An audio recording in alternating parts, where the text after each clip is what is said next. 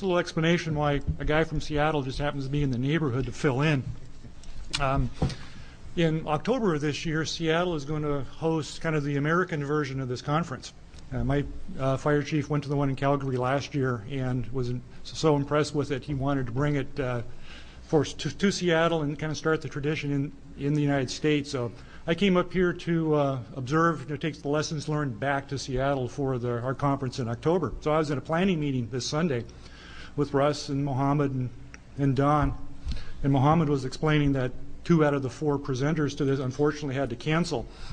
And Russ mentioned to Mohammed that I would be thrilled to fill in for him, and of course Mohammed agreed, so here I am. Of course Mohammed doesn't know he owes me, he just doesn't know when or where. So anyway, I'm glad to be here. Again, my name is Bill Hepburn. I'm an assistant chief in Seattle. Right now my duties are all the administrative functions, and including dealing with all the labor issues. Previous 3 years, I was operations chief. I spent a couple of years as a chief in charge of safety and employee development. Also, as a deputy chief, I was our EMS chief for a number of years too. So, and in Seattle, our rank structure: fire chief, assistant, then deputy, then battalion chief.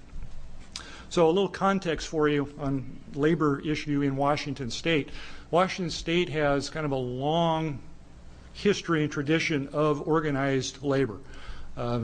Early 20th century, some of the more radical unions in the country were in Washington State. International Workers of the World, or the Wobblies, had a strong foothold in Washington.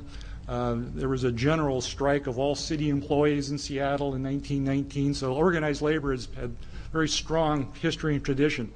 And over the ensuing years, both Washington State labor law and court rulings have essentially strengthened and kept those labor laws going. So in reality, Washington State is very advantageous to organized labor.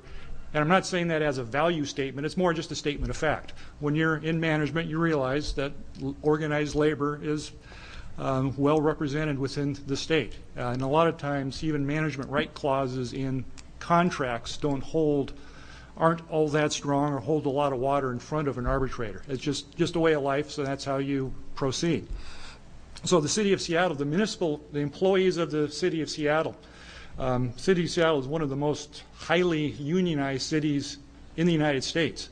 Very few people who work for the city aren't in a union.